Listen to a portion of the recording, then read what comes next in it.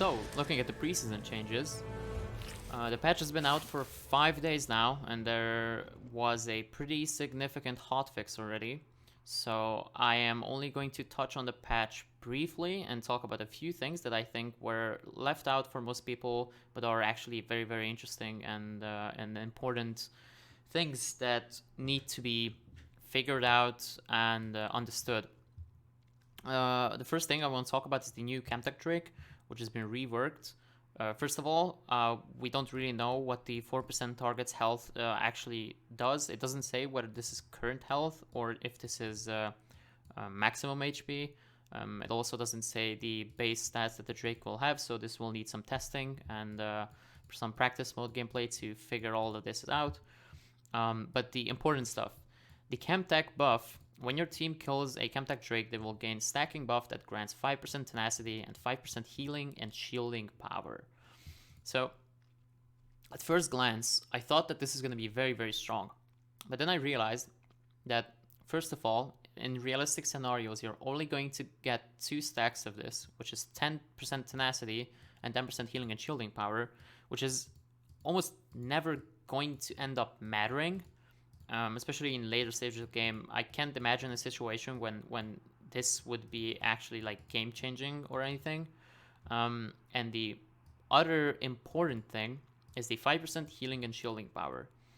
What is not mentioned here is that unlike the other Drake, unlike on the other Drakes, I think this is going to be an additive bonus. This is going to be an additive scaling. So what that means is that most of the champions that take the most amount of benefit from this are champions who are going to have this stat from items, from runes, from whatever other sources in their kit already. So a champion like Soraka, for example, is usually going to have around 20 or 30 or even more % healing and shielding power. So what this is going to do is only add to that bonus and therefore give slight diminishing returns, where this is only going to mean 4 or 3% actual increase in your healing and shielding power. And the other problem with this is that there will be scenarios for some certain champions where this buff, because it's additive and because it's not that strong, it's only 5%, will actually be comparable. I can't think of a situation where it would actually outperform it, but I think it's at least going to be comparable to Infernal Soul. There are champions, almost every single one of them, that get increased healing and shielding from their AP scaling or AD scaling or whatever scaling they have on their abilities that eventually ends up increased by the Infernal Soul. And there might be cases, especially for like some AoE high scaling like Karm or something, where this gets outperformed by Infernal Drake. We will see, and we need some testing to figure out whether this is multiplicative or whether this is additive, but I thought that this is something that needs to be looked at. And the other problem that I have with this soul, and also for why I think this is not going to be one of the better souls and the better Drakes, is that the 10% damage resistance, if you compare this to the Mountain Soul, you'll see, and by the way, this is kind of fake because you only get the damage resistance and the damage buff apparently while you are below 50% health. I'm not entirely sure actually if this grammar is supposed to say that the 50% HP condition only applies to the damage buff, or it also only applies, or it also applies to the damage resistance. But if it does, then this is only like 5% damage resistance in reality, because you're not going to have 50% HP by the time you get the 10% increase. So for a normal champion, let's say an AD carry or mid laner or something, you're likely to get around 2,000, 2.5k health in some situations. And that's like giving some benefit to the argument. In those cases, this is only going to be 100 bonus HP, where if you think about it, Mountain Soul, for example, would give you close to 300 or 400 health. Actually, it's 200 to 300 health. And it actually gets outperformed by it. And the 10% bonus damage is usually not going to be useful on the champions that actually benefit from it. Because by the time you reach below 50% health, you're not going to be able to play the same way that you would like to in a given team fight. So I think this Drake is going to be kind of weak compared to the others. I may be wrong on this, but I think it either needs some buffing or some changing. But we'll see, and I could be potentially wrong. But it also needs testing, so yeah. Other thing that I wanted to talk about was the camp mechanics. These, especially the second one, the on-site clearing strength, which means that junglers now deal 20% more damage from non-true damage sources to monsters on their own side of the jungle. This thing, I don't think it's as bad as, for example, the Mark for Death is for skill expression and skill cap of the junglers. The reason why I think that, and the reason, and the thing that I think this actually does, is that this is going to incentivize junglers to neglect coin flippy invades in the early game where this is actually going to matter. But I believe that if a jungler is actually better than the opponent and is going to be capable of slowly outplaying the enemy in resources and in macro, then what is going to happen is that they're simply going to accumulate more resources on the map. They will deal more damage to the jungle camps, and this is going to be completely nullified by the time they reach 15 to 20 minutes and they're actually ahead. So 20 minutes is too far. I even think that 10 to 15 minutes is enough for this to be negligible if you are ahead as a jungler. So I don't think this is necessarily going to affect invading as much as people originally thought. But I agree that the Mark for Death is kind of cringe. Another thing to talk about is the scuttle changes, which will make it so that Riot is kind of known for bringing politics into things, and they seem to have brought some egalitarian policy into the jungle, giving some equality to other champions, because what these scuttle changes are going to do is they are going to enable more of a variety in jungle champions, and they're going to enable more champions to be played. They're going to enable slower clearing champions to catch up to champions who just outclear them straight up. And the other thing is that they're also introducing some equality for champions that don't have a shield breaker on the scuttle and they couldn't reserve their smite in the jungle for it. So all this is going to do, I think this is going to introduce some healthy variety for the champion pools. And overall, I see this as a pretty good change. One more thing about the jungle, it's going to be that the nerf of the Gromp and making every single camp heal you, this change, I think, is actually a pretty noticeable indirect nerf to RedSide AD carry players. It happened many times that you were playing RedSide AD carry and you had a weaker laning phase than the opponent.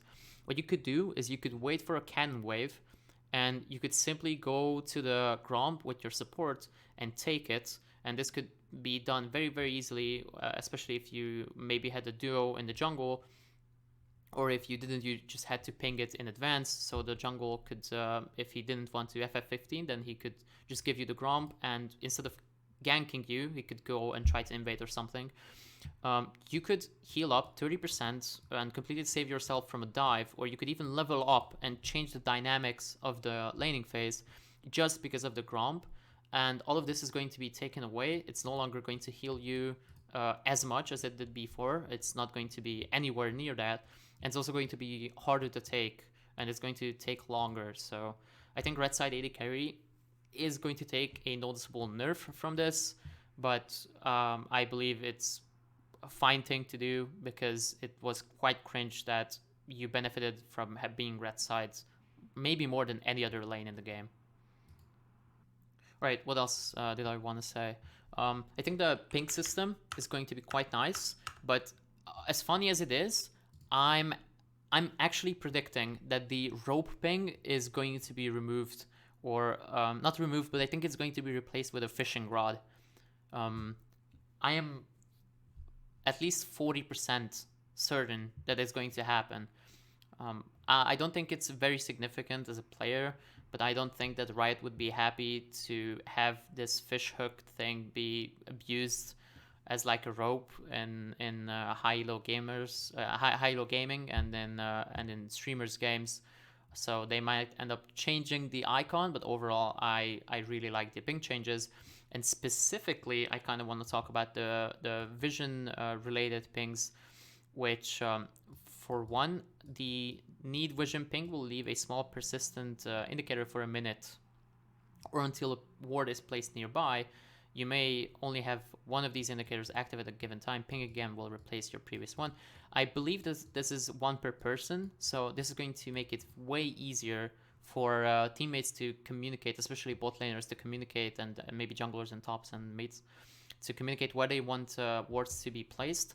And before, this could have taken 4 pings because you needed to ping that you don't have your trinket, and you need to ping your teammate's trinket, whom you want this ward to place, and you also need to ping the placement of it, and you also need to ping some other things. So I think this is going to be really good, but it might not end up being as significant as some of the others, which are the tracking changes. One of these is, I think, amazing, and the other one is more controversial and questionable. The allied ward tracking, what this is going to do is, while there are currently ways to see how many wards you have out on the minimap, this is a quick way to check which wards are closest to expiring. We are introducing a new ward. We are introducing new ward visuals on the minimap that will indicate when wards are close to expiring. Allied ward minimap icons will now change appearance when they reach a third of the remaining cooldown. So I think this is going to be very nice. And after all of these vision changes, I believe that people are actually going to inversely use the minimap more than they did before. A part of these changes, I think, would be to reduce the amount of time spent on the minimap, but I think this is actually going to increase it, just simply because of how easy it is to use the pings and maybe learn something from Apex Legends after it has been out for 4 years, and implement new ways to communicate with your teams or with your team. It's going to be nice to see this, but this is more random and unexpected. Now, if you use a vision ping near an enemy ward that you've seen in the last 10 seconds, or just attack it, a perfectly accurate ward timer that is always visible to all teammates will appear until the ward is removed or expires. This is going to be insane, and it already is, because the patch has been out. I don't know how people are going to react to this. What this incentivizes is that at least one person will need to ping and look on the minimap. This is likely going to be the jungler or the support who, just like in pro games, constantly pings where the wards are placed if they ever see them. And that's all you need to do now to have a perfect tracking of it. You don't need to click on the ward and see the top left small screen on it to see how long it lasts. This is going to make it really easy, and this is going to make it so that supports and junglers probably spend more time on the minimap looking for wards and pinging them, and this is going to change the minimap very, very heavily. A quick thing about the recommendations. I think it is very strange to have this. If you are unable to turn this off, it's going to be very, very funny to see next World Finals, see Faker be given recommendations on what ability to upgrade. This is fine, more fine than the jungle camp recommendations, which are very cringe. I honestly like this for new players, but what this does, it kind of gives them false hope that Riot is actually giving them enough information to improve at the game, which is not true. If somebody is new to the game and wants to improve and search for guides, what they're eventually going to have to do and realize is that they need to go online and find their guide making website or YouTube channel of their liking and learn from there, because this is going to be very little and it isn't something that will address the skill gap for new players that is almost unreachable, the problem of it. So yeah. But moving on to items, some of the ones that I think we need to talk about is one of them is Navori. This item has been very, very, very underutilized. And I don't mean to say that this is broken by any means, but it has been on par with Infinity Edge on many champions for I don't even know how many patches now. This has been a pretty good item, but nobody buys it. It's kind of tradition. And the new changes are going to make it maybe more popular for like a few patches, but this isn't going to cause a significant change in how often it is bought. But in reality, on champions like Kai'Sa, on champions like Xayah, probably a bunch of others that I haven't even thought about, this item is going to be on par with Infinity Edge in DPS, both long term and short term.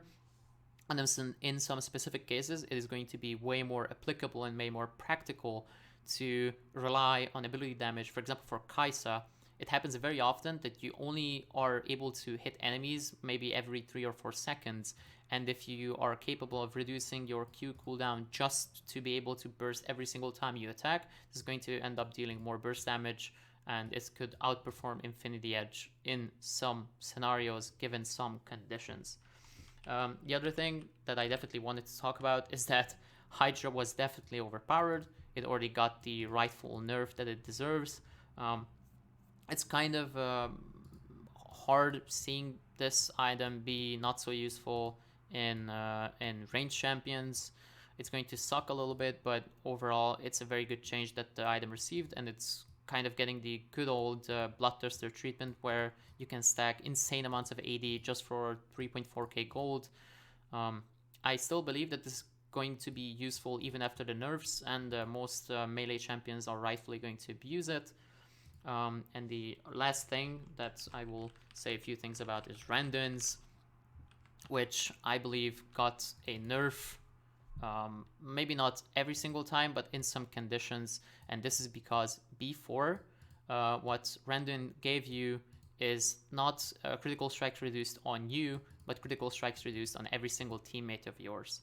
So if you were able to go near the enemy, let's say Kog'Maw or Hypercarry, and you could just place the Randuin's Omen active debuff on them, your whole team could live longer. But after these changes, and also increasing the cost, making the armor less, of these changes I think are going to actually maybe nerf the item in some scenarios. So it's going to be strange seeing Randuin's Omen be more of an egotistical item instead of the altruistic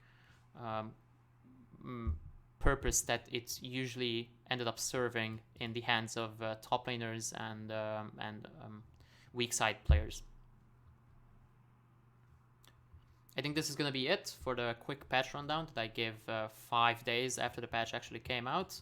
And we'll see if I end up being correct on the changes of the Drake and the rope ping. Maybe that ends up being changed, but that's all.